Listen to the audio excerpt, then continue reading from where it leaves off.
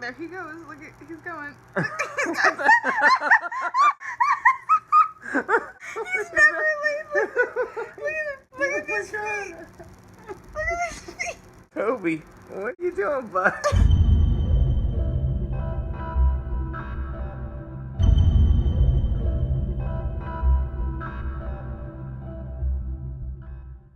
Okay, so here's the straight poop. My central air broke, so I have to have the fans on. You hear the humming of the fans in the background. Sorry. I'll put some music underneath to try and drown it out. In a couple of days, actually tomorrow, it's the Lancaster Lock Show, and I can't wait to go. Okay, here's a sneak peek of what I'm going to be bringing with me to the Lancaster Lock Show this year. Something in there. Something in there. Something in there. Something in there. And that's just a sneak peek of some of the things I'll be bringing to the Lancaster Lock Show for display. Okay, I might sell some other stuff, but mostly just display. So this week is the Lancaster Lock Collector Show. It's going to be held in Morgantown, and I will be shooting all kinds of stuff there. I'll be setting up there and performing there, and I'll be vlogging from there. In the next week or so, you're going to see some highlights of the Lancaster Lock Show. In the meantime, I thought I would take a quick break from rehearsals to show you some Providence Tool Company handcuffs and leg irons. Here we go, let's head on over to it. And here we are. We have the two pairs of leg irons and 3 pairs of handcuffs. So the Providence Tool Company was founded in about 1834 in Providence, Rhode Island, naturally. And we know a lot about this company because on the internet there's plenty of things you can find out. They actually did a lot of work for the Union Army during the Civil War, so we have a whole lot of stuff with their letterhead on it, you know, correspondence, work orders, things like that. They made everything from guns to handcuffs. I mean, they made all kinds of stuff. Okay, but we're just going to look at the handcuffs today. Okay, you're not going to be able to see it, but on this part of the handcuff is where they stamped Providence Tool Company. Unfortunately, almost every one of my handcuffs, it's extremely faint. It's barely legible on a couple of them. Even this one I got. This one retains some original plating. You can see the nickel plating.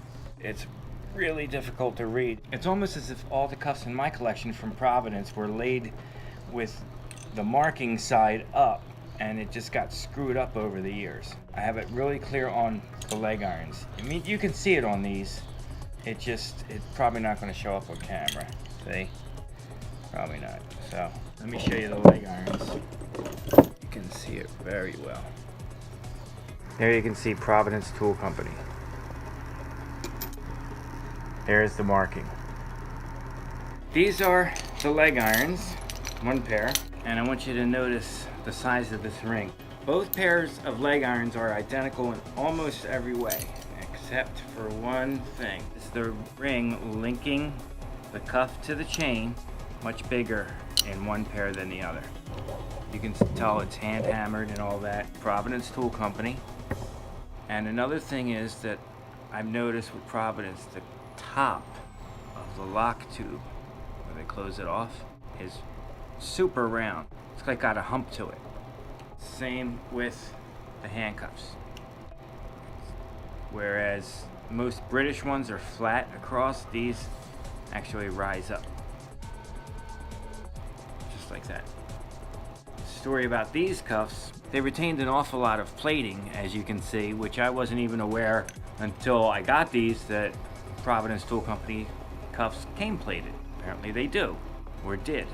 Okay, so this pair, I was at an antique shop outside of Gettysburg, and I asked the guy if he had any old padlocks or handcuffs, and he said yeah, he did. He brought out these handcuffs, and he said there's a lock attached to it. I'm just going to throw that in because I don't have a key for it. And he didn't have a key for these either. Brings these out, and attached to the handcuff was an ER lock, an actual ER padlock. So that was really an awesome day. Got a pair of plated Providence Tool Company handcuffs and an ER padlock thrown in, and I think I paid like $60 for all of it, and that was in about 2005. Okay, now this pair of Providence Tool Company leg irons similar in every way to Hyatt's or Froggett's, except, like I said, for the lock case up top. This one's interesting because we have the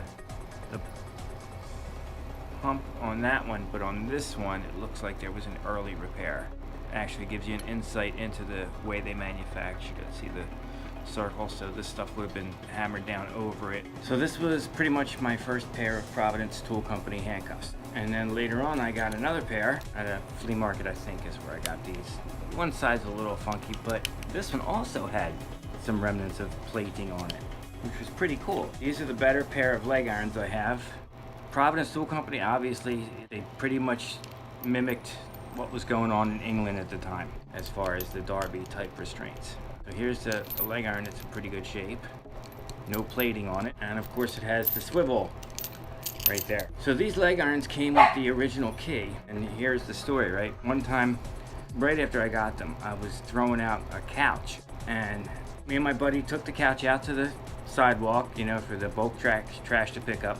And my leg irons were on it. So I took them off. I'm about to put them away and I noticed the key's missing. I hear it had fallen down into the couch. I tore that thing apart out on the sidewalk. Could you imagine trash men come and they take an original Providence Tool Company key away? That would have sucked.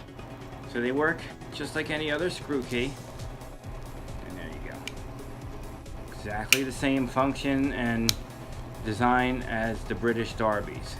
It'll be interesting to find out if somebody from England didn't give the Americans, you know, a hand as far as that. And maybe they did and I just didn't read that yet. I don't know how the Providence Tool Company took the Derby design like they did, unless somebody somewhere had to have seen it or tried it or something. Maybe they had a former employee of Hyatt, who knows. So